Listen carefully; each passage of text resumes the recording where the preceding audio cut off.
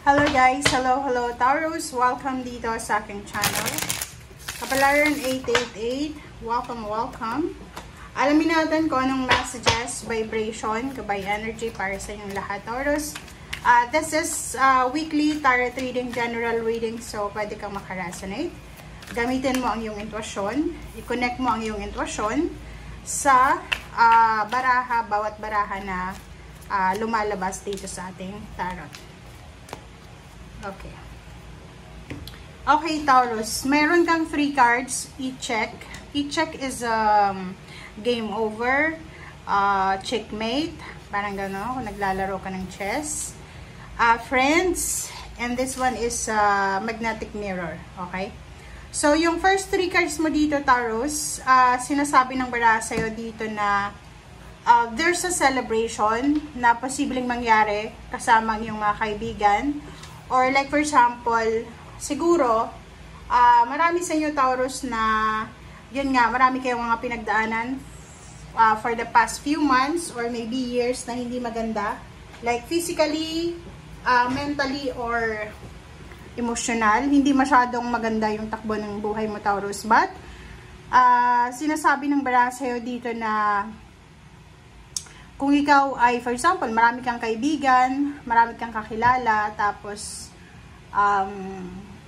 nawalan ka ng oras sa kanila because naging busy ka or nagkaroon ka ng relationship.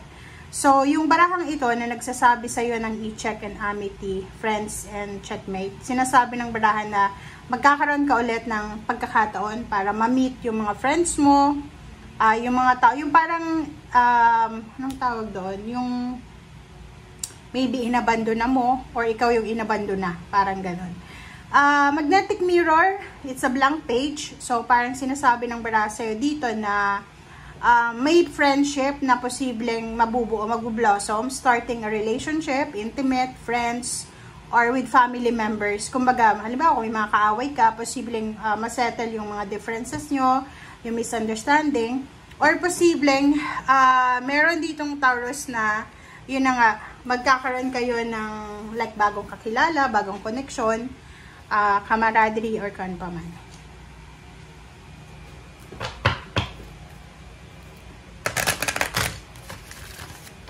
Okay, Taurus. First card natin dito is number 3, celebration. So, posibleng isang unexpected wedding or wedding invitation, or posibleng isang unexpected partnership, collaboration. Pwedeng may mga nabuntis or nakabuntis, nabuntis na Taurus. Pwedeng abay ka sa kasal, or pwede ikaw ay principal sponsors, or kano pa man. Okay, so if ikaw ay Taurus na nag-iisip ka ng pagpapakasal, like for example, nag-iisip kang magpakasal, mag-business, kung ano man yan na collaboration, like mga partnership and collaboration na posibleng gagawin nyo, plano nyo. Sinasabi sa'yo dito na number 6, mature woman, na posibleng ikaw ay makatanggap ng unexpected help or unexpected income from someone na medyo privileged siya, medyo maedad na, or mataas yung posisyon niya sa society or sa community. Okay? So, halimbawa,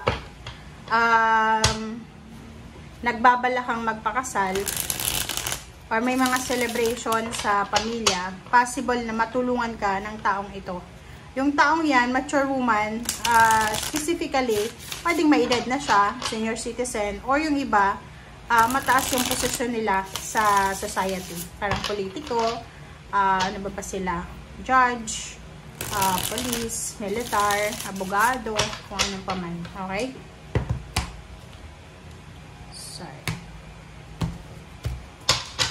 Okay, Taurus. First card mo dito is 5 of Cups. And meron kang the Hermit. And the Moon. This is your advice. The first 3 cards ay yun yung advice para sa iyo, Taurus, na para daw hindi ka magsisi. Like for example, para maiwasan natin yung regrets, yung pag-aalala, pagsisisi, or kung ano pa man. Sinasabi ng baraha sa'yo dito na kailangan mong pag-isipang mabuti lahat. Like for example, pag-isipang mabuti yung pakikipagkaibigan, pakikipag-partner, pagpapakasal, pagbe-business, or kung ano man to na parang decision making siya na kailangan mong pag-isipan. Number 18 na, in the moon, sinasabi ng bara sa'yo dito na merong iba sa inyo na medyo nag-aalala kayo. Marami kayong mga inaalala sa buhay. Yung parang maraming worries and fear. But, sinasabi sa'yo dito ng 5 of Cups na nakadepende yung fear, yung worries, yung regrets mo sa decision making mo today. Okay? So, halimbawa, kung hindi ka sigurado, so, ipagpaliban mo na muna, i-pause, ihang mo muna. Okay.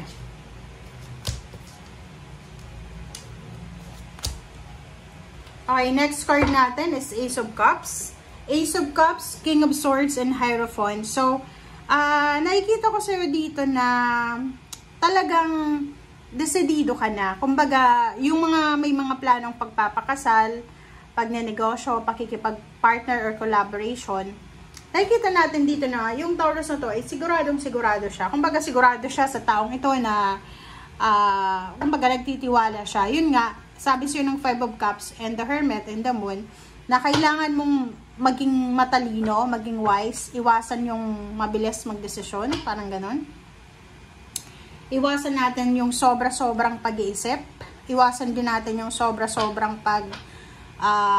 yung parang sobra-sobra kang excited. Yung kailangan gawin ko to kasi alam ko na yung outcome is maganda. So, mag-iingat ka. 5 of Swords, and 5 of Pentacles, and 3 of Swords. 6 of Wands. So, sa ilalim yung 6 of Wands. Eto yun. Sinasabi ng bara sa'yo, same with the 3 first cards dito sa third deck, na para maiwasan natin yung samaan ng loob. 'Di ba? Kasi maybe may mga relationship na masira because of bad decision making. Para maiwasan yung sama ng loob, para maiwasan yung financial problems or mga health problems na yan. Health problems because of stress, because of financial problems. Kailangan mong mag-isip ng mabuti. And if kung alam mo na yung mga pinaplano mo ay medyo tagilid siya, yung parang unrealistic siya, you need to give up, you need to wait, and parang sinasabi ng barahan na kailangan mong maging matalino. Parang dahan-dahan lang. Hindi yung aggressive yung approach mo. Sinasabi ng barahan, kailangan maging matalino. Less aggressive tayo sa mga actions natin para maiwasan yung pain and heartaches and yung mga problema financial, physical health, sama ng loob or anything. Okay? And sinasabi ng baraha sa'yo dito na yung purpose mo naman is maganda kasi yung direction mo is gusto mong magpakasal because mahal mo, or gusto mong magpakasal, or gusto mong mag-business kasi kailangan mo ng pera. Maganda naman yung yung kumbaga purpose, but the problem is yung decision making mo ay pwedeng mali, na kailangan mong pag-isipang mabuti. Timbangin mo yung pros and cons sa mga decision making mo. Okay? Thank you guys. Bye!